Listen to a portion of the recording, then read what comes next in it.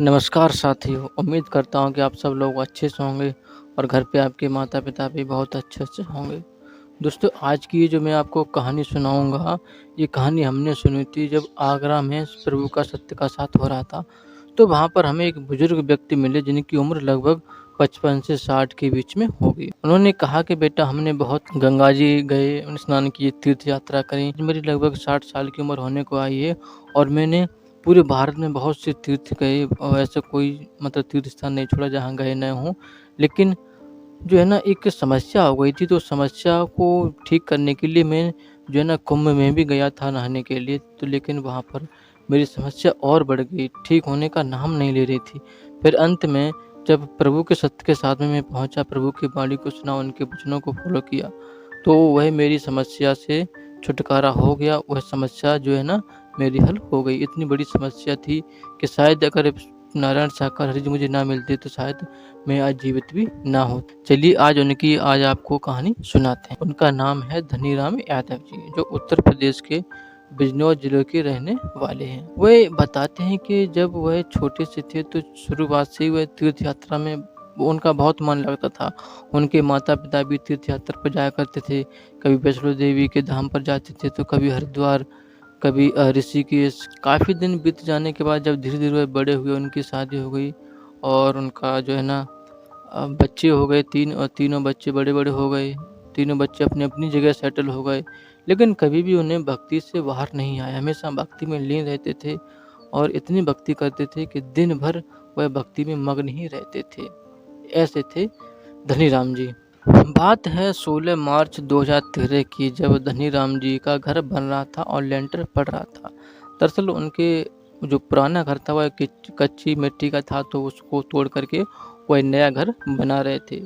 तो ज़मीन पर नीचे बैठे हुए थे, ऊपर लेंटर मतलब डल रहा था और जो जीने का लेंटर होता है वह भी डल रहा था। उनका जीने का लेंटर मतलब डल चुका था, तो ऊपर जो लेंटर था वो डल रहा था मकान का। तो जीने के जस्ट नीचे साइड पर बैठ कर के वह कुछ ईंटों को साफ कर रहे थे। जो उनका पुराना घर था और उसमें मिट्टी भी लगी हुई थी, तो उसको साफ कर रहे थे। तो तभी अचानक से जो जीना बना हुआ था उनका, लेंटर डला था जीना का, वो एकदम से गिर गया था। जब गिर जाता तो इस तरीके से गिरता है कि उनका ये इस तरीके से मतलब लेंटर पूरा पत्थर कंकड़ गिरता हुआ आता है और उनका पूरा पैर एक दब जाता है। इधर से भी इनकी बहुत खरोंच आ गई थी और पैर पूरा दब जाता है। तो पैर में बहुत चोट आई, यानी कि 3-4 जगह से हड्डियाँ टूट गई थी पैर की और सिर में भी बहुत चोट आई। तो फिर डॉक्टर से उनकी पट्टी कराई गई और उनको फिर इलाज दिलवाया गया। उम्र उनकी लगभग 50 साल की हो गई थी। तो गाँव के कुछ बुजुर्ग लोग थे और जो कुछ बाबा लोग थे वह कहने लगे कि अरे धनीराम जी, तू तो बहुत बड़ा लोभी है, बहुत बड़ा पापी है। बता, तूने मकान बना रहा था तो इस मकान को एक बार कम से कम अपनी ज़मीन का भूमि पूजन करा लेता। और तूने तो लड्डू भी नहीं बँटवाए, पूजन भी की तो बहुत दूर की बात, कुछ मिठाई भी नहीं खिलवाई तूने। ऐसे ही मकान बना लिया, रेंट डलवा लिया। तो जो तूने पाप किए हैं तो उसी की सज़ा तुझे मिली है। तो कुछ लोग होते हैं जो इस तरीके से मुँह पर ही बोल देते हैं। तो धनीराम जी को बहुत बुरा लगा, तो उन्होंने कहा ऐसी कोई बात नहीं है। हम तो भगवान की वैसे ही पूजा पाठ इतना करते हैं, तो ऐसी बात क्या है कह रहे हो आप कि मैंने जो है ना प्रसाद नहीं बाँटा होगा या भूमि पूजन नहीं किया, मैंने सब कुछ किया था। तो फिर कुछ लोगों ने कहा कि ऐसा कर, एक बार तू तीर्थ यात्रा पर चला जा फिर से और जा कर के और जो है ना प्रसाद बाँट जाएगा करके और गरीब उन लोगों को एक बार खाना खिला, तब ये तो जो तेरे घर के लोग हैं, जो बुजुर्ग लोग जो गुज़र गए तेरे, वही तुझे जो है ना दंड दे रहे हैं। तो फिर धनीराम जी ने फिर वैसा ही किया कि पूजा अर्चना की और लोगों को खाना खिलवाया और एक बार गंगा जी में स्नान करने के लिए चले जाते हैं। तो वहाँ पर से फिर वापस आ जाते हैं, क्योंकि लगभग 2-3 महीने बीत जाने के बाद तब उनका पैर कुछ ठीक हो गया था। तो जब पैर कुछ ठीक हो गया तो फिर उनका हल्की से लंगड़ा करके चल रहे थे। तो बिल्कुल मतलब ठीक नहीं हुआ था पैर में, एक पैर में उनका। जब डॉक्टर के पास दिखाया तो डॉक्टर ने कहा आपके पैर में थोड़ा गलन सी मतलब एक बैक्टीरिया लग गया है, तो वह धीरे-धीरे आपके पैर को काट रहा है, मतलब खराब कर रहा है, काट रहा है। यदि आपके ये पैर का पंजा है पूरा अगर हम काट देंगे तो फिर आप ठीक हो जाओगे, फिर आपको कोई दिक्कत नहीं होगी, क्योंकि अभी आपको जान का भी खतरा है। तो धनीराम जी ने कहा कोई बात नहीं, अभी हम नहीं कटवाएँगे, पहले इलाज कराओ। अगर इलाज करने से मेरा पैर ठीक हो जाएगा तो फिर मैं क्यों ऐसा करूँ, अपने पैर को क्यों कटवाऊँ?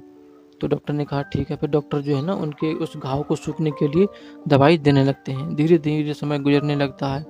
कब 1 साल गुज़र गया ये पता ही नहीं चला और उनका पैर जो है ना बहुत ज़्यादा से गलन पकड़ने लगा। उन्होंने सोचा कि अब क्या किया जाए, ये ठीक नहीं हो रहा है। अब उनका जो पैर पहले पैर था उससे कुछ ज़्यादा गलन हो गई। इतनी दवाई खाने के बावजूद भी कुछ फ़ायदा नहीं हो रहा था। तो एक व्यक्ति हैं उनके गुरुजी, धनीराम जी, उनको गुरुजी गुरुजी बोलते हैं। तो गुरुजी से कहा कि गुरुजी बताओ मेरा ये पैर ठीक नहीं हो रहा है, क्या करूँ क्या ना करूँ? वो एक शास्त्री थे, तो उस शास्त्री ने कहा कि आप ऐसा करो, कहीं न कहीं आपके पिछले जन्मों का ज़रूर कोई न कोई कर्म है, कोई पाप है। तो एक बार आप ये अभी कुंभ लग रहा है, जाओ कुंभ में नहाओ, तो आपके सारे पाप धुल जाएँगे। अगर ऐसा नहीं करोगे तो शायद मुश्किल है आपका पैर ठीक हो। एक बार चले जाओ, शायद गंगा मैया की वजह से आपका पैर ठीक हो जाए। तो उसी हालत में फिर वह कुंभ को नहाने के लिए चले जाते हैं। कुंभ को नहाने के बाद 3 दिन बाद जब घर पे लौट कर के आते हैं तो उनके पैर में और ज़्यादा दर्द होने लगा। इतना दर्द होने लगा कि अब वह चल नहीं पा रहे थे। तो फिर डॉक्टर के पास जाते हैं तो डॉक्टर ने कहा कि धनीराम जी, अगर मेरी आप बात मानते हो तो कैसे भी करके इस पंजे को कटवा लो, नहीं तो आपका पूरा पैर खराब होगा तो होगा, साथ में आपकी जान को भी खतरा है, आपकी जान भी जा सकती है। अगर ज़्यादा दिक्कत हो गई तो पूरे शरीर में अगर सेप्टिन फैल गई तो दिक्कत हो जाएगी। तो फिर मजबूरन उनको टेंशन बढ़ जाती है, करूँ तो करूँ क्या? क्योंकि बहुत परेशानी है। तो फिर उन्होंने अपने बेटों से सलाह ली, घर परिवार से सबसे सलाह ली। तो फिर अंत में फिर उनका जो है ना उतना पैर का पूरा पंजा काट दिया गया। फिर उनको जो है ना पट्टी करा करके घर भेज दिया डॉक्टर ने। तो फिर जब उनका पैर कट गया उतना और ठीक करने के लिए जो डॉक्टर ने कहा कि आपको लगभग 3 से 4 महीने तक मतलब बेड पर लेटे ही रहना है, पैर को नहीं चलाना है। तो उन्होंने कहा ठीक है, ऐसा ही करते हैं। तो 4 महीने तक वह बेड पर ऐसे ही लेटे रहे, बेड पर ही उनके बेटे बहू खाना देते रहे और ठीक हो जाते हैं। जब उनकी पट्टी खुली तो देखते हैं कि पैर बिल्कुल ठीक हो जाता है, लेकिन कहीं न कहीं उनके पैर में फिर भी अभी भी दर्द हो रहा था।